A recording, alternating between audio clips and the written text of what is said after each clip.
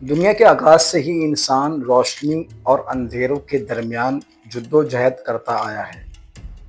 اللہ تعالیٰ نے ہر دور میں انسانیت کو انبیاء اور اولیاء کے ذریعے حق کی طرف بلایا، لیکن شیطان اور اس کے پیروکار اور اس کے ماننے والے ہمیشہ لوگوں کو گمراہ کرنے کے لیے سرگرم رہے۔ قیامت کے قریب جب زمین پر ظلم و فساد اپنی پہنچے گا، اس وقت ایمان کمزور ہو جائے گا لوگوں کا اور مادیت پرستی میں ڈوب جائیں گے، تو ایک بہت بڑا فتنہ ظاہر ہوگا جسے دجال کہا جاتا ہے۔ نبی کریم علیہ الصلوۃ والسلام نے اس فتنے کو تمام فتنوں سے بڑھ کر خطرناک قرار دیا اور فرمایا کہ آدم علیہ السلام کے زمانے سے قیامت تک ایسا فتنہ کسی نے نہیں دیکھا ہوگا۔ دجال کی کہانی ایک ایسی داستان ہے جو ایمان والوں کے لیے تنبیہ اور نصیحت کا ذریعہ ہے۔ دجال ایک انسان ہوگا، مگر اس کے آس پاس ایسی طاقتیں ہوں گی کہ جو عام انسانوں کو حیران کر دیں گی۔ اس کی ایک آنکھ اندھی ہوگی اور دوسری آنکھ انگور کے دانے کی طرح ابری ہوئی ہوگی۔ اس کے ماتھے پر لفظ کافر لکھا ہوگا جسے ہر مومن پڑھ لے گا، چاہے وہ پڑھا لکھا ہو یا ان پڑھ ہو۔ اور دجال کے ظہور سے پہلے دنیا میں بڑے بڑے فتنے اور بدامنی ہوں گے۔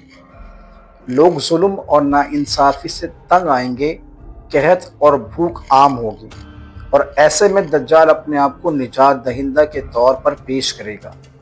وہ لوگوں سے کہے گا کہ میں تمہیں روزی دوں گا، بارش برساؤں گا، زمین سے اناج نکالوں گا اور تمہارے مسائل حل کروں گا۔ اس طرح وہ لوگوں کو اپنی پیروی پر مجبور کرے گا۔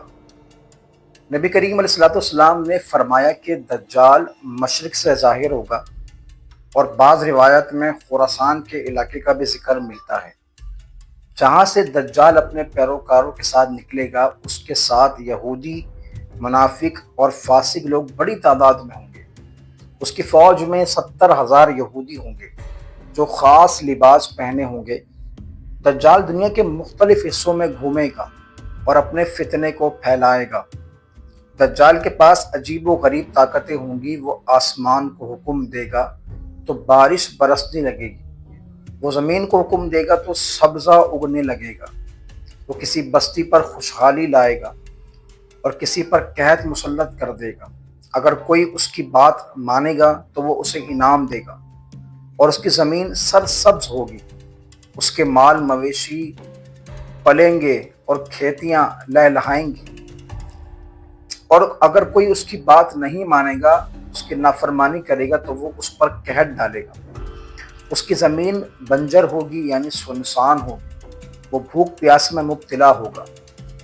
اس کے فتنے کی سب سے بڑی آزمائش یہ ہوگی کہ وہ مردوں کو زندہ کرتا ہوا دکھائے گا۔ لوگ یہ دیکھ کر اس کو ماننا شروع کر دیں گے۔ نبی کریم علیہ السلام نے فرمایا کہ دجال ایک نوجوان کو قتل کرے گا اور پھر لوگوں کے سامنے اسے زندہ کرنے کا دعویٰ کرے گا۔ لوگ یہ منظر دیکھ کر حیران ہو جائیں گے اور کچھ اس کے دھوکے میں بھی آ جائیں گے، لیکن حقیقت یہ ہے کہ وہ کسی کو زندگی دینے پر قادر نہیں، کیونکہ یہ صرف اللہ کے لیے ہے اور اللہ کے اختیار میں ہے کہ کسی مردے کو زندگی عطا فرمائے۔ دجال کی رفتار بھی غیر معمولی ہوگی۔ وہ زمین کو اتنی تیزی سے طے کرے گا جیسے بادل کو ہوا اڑاتی ہے۔ وہ دنیا کے ہر حصے میں جائے گا، مگر 2 مقامات ایسے ہیں کہ جہاں وہ داخل نہیں ہو سکے گا، اور وہ ہیں مکہ اور مدینہ۔ ان دونوں شہروں کے دروازوں پر فرشتے پہرا دے رہے ہوں گے اور دجال کو وہاں آنے سے روکیں گے۔ البتہ وہ مدینہ کے قریب آ کر اپنی موجودگی کا اعلان کرے گا اور مدینہ 3 مرتبہ زلزلے سے لرز جائے گا۔ اس وقت منافق لوگ مدینہ سے بھاگ کر دجال کے لشکر میں شامل ہو جائیں گے۔ دجال کا فتنہ اتنا خوفناک ہوگا کہ مائیں اپنے بچوں کو اس کی شر سے بچانے کے لیے پریشان ہوں گے۔ لوگ بھوک اور غربت کے مارے اس کے دھوکے میں آ جائیں گے اور اسے خدا ماننے لگیں گے، معاذ اللہ۔ لیکن ایمان والے جان لیں گے کہ یہ سب محض ایک جادو ہے اور اس طرح کا ایک دھوکہ ہے۔ نبی کریم علیہ السلام نے امت کو بار بار ہدایت دی کہ دجال کے فتنے سے بچنے کے لیے سورہ کہف کی ابتدائی 10 آیات پڑھا کریں۔ دجال دنیا میں فتنہ پھیلانے کے دوران شام کے علاقے تک پہنچے گا۔ اس وقت مسلمان سخت پریشانی میں ہوں گے۔ اور وہ بیت المقدس میں جمع ہوں گے، اس وقت اللہ تعالیٰ حضرت عیسیٰ علیہ السلام کو آسمان سے اتارے گا۔ وہ دمشق کے مشرقی کنارے پر ایک سفید مینار پر نازل ہوں گے۔ ان کے ہاتھوں میں نیزہ ہوگا اور ان کے جسم سے ایسے قطرے گریں گے کہ جیسے ابھی ابھی غسل فرمایا ہو۔ حضرت عیسیٰ علیہ السلام سیدھے بیت المقدس جائیں گے، جہاں امام مہدی رضی اللہ تعالیٰ عنہ موجود ہوں گے اور وہ جماعت کی امامت کر رہے ہوں گے۔